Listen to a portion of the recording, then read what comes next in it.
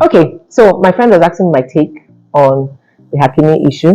Naturally, I would not want to give my opinion about issues like this because at the end of the day, we do not know the backstory, we do not know the full story, we only know what social media tells us. But I also love to learn from people's experiences and I like to pick the lesson in things or situations. And one of the things I picked from this situation is the fact that it's important for people when they're going into relationships or marriages to be on the same page. You have to understand that everyone is going through a process and you have to be sure that whatever process you're going through is the same process that the person that you're trying to be equally yoked with is going through. Okay, so let's look at this. Hakimi was 19 when he met her, when he met Hiba was 31. Now I think that if Hakim was 30 and she was 42, it would have been a different conversation. But 19, he's 4 years older than my son. My son is 15. Imagine my son in 4 years' time telling me that he's met a 31-year-old and he's in love and he wants to settle down. I'm going to think that, he's just going through a process and this is just a phase because he hasn't even figured out himself yet. He should just be finishing high school or he should be in university and trying to figure out his career, his life, and I don't think at that point he's emotionally mature to think that he has found love, Now, it's not about the age difference. It's about being on the same page or being at the same, going through the same process in life at the same time.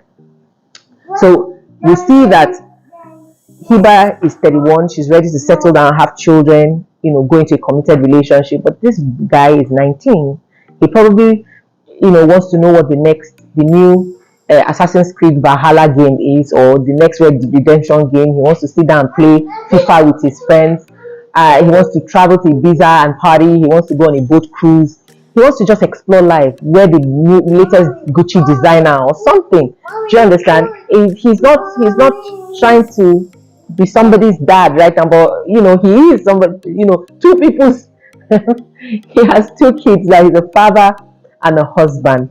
And I want to believe that he's also, I'm thinking that it's a tough experience for him trying to figure that out. And, trying to be this grown up who can be responsible for his family and his children, even though he's also a child himself, And I also feel that Hiba obviously probably might also be having a tough time trying to get him to be the kind of man she expects him to be, as a husband and as a father. Now, this is speculation, like I said. I'm not saying this is what is happening to them, but I'm thinking because I know that this is what will happen when two people are not on the same page and they go into a relationship. It's going to be stressful. It's going to be chaotic because somebody is expecting something, another person is not able to understand what the person is expecting because the person is not at that emotional maturity at that point in time.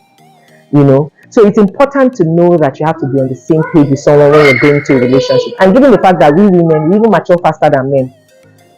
So sometimes you're even in a relationship with your mate and you're still dealing with a child on your hands. So you can imagine now looking at somebody who is, there's that age difference. Trust me, I know what I'm saying because I've been down that road.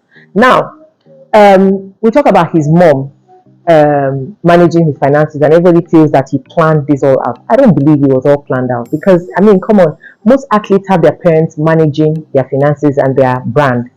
Mbappe's father is his manager. Neymar's father has always been his manager right from when he was 13, right from when he was in Santos to Barcelona, even brokered the deal to PSG. And I'm sure that he has always managed his son's finances. Maybe not so much recently because Neymar is about 31 now. I don't think he's managing as much anymore based on a documentary that I watched on Netflix on Neymar.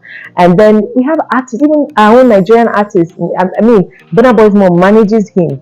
Wizkid's mom, I don't know, I'm not sure, but managed him at some point. Now, I don't know to what extent the parents have managed them, but I believe that as a mother or as a parent, if my child stumbled on fame or started a professional career that paid him so much as a teenager, I will step in to handle his finances and to manage his investments to make sure that he does not squander his money, make wrong decisions, get too excited, or lose out. I'll step in to plan for his future. So I believe that his mom had always been in the picture even before he met Hiba. That's what I believe.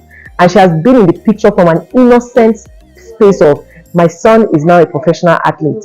Somebody needs to manage his finances for him so he doesn't make, the wrong investments. And I think that's why everything has always been with his mom, And I'm sure that if we gave it time and didn't crucify him so fast, I'm sure in a few more years, maybe in 4 or 5 years, his finances would have been, passed back to him, when he was old enough to manage these things himself.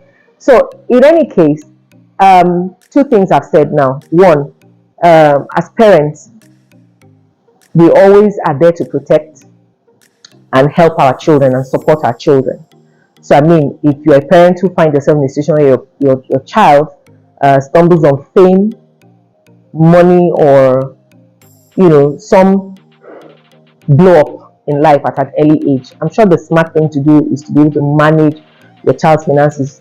I don't think this was about hiba or anything. And one of the questions I keep asking myself is, they've been married for 3 years and they dated for 5.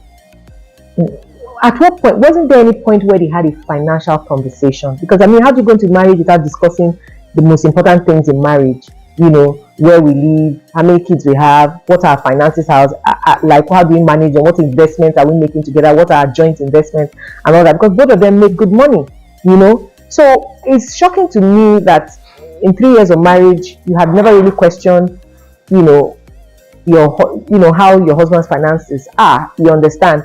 I mean, how were the vacations paid for? How were the bills paid? I don't think the mother was coming to the house to pay this bill. I don't know, but I'm just saying that I think that if the right conversations were had, she would have known a long time ago that his investments were not in his name. So this is another thing that's very important for people out there. You're going into a marriage, you need to discuss the things that are really important. Don't just assume because you have the keys to the house, you can drive the car when you want, you have the password to the ATM card. He looks at you with puppy eyes, or she looks at you puppy. You just believe that, everything's on lockdown. No, have those conversations. It's important. Know where you guys stand financially, emotionally, physically, psychologically, the future, the plans for the children. All those things are very important. If those conversations were had, I don't think that people would have been getting shocked in court. So really, for me, a lot of things don't add up. But then again, we're all human. We all make silly mistakes. God knows I have. So that's my take. Hey, that's my take. That's the thing. Thank you very much.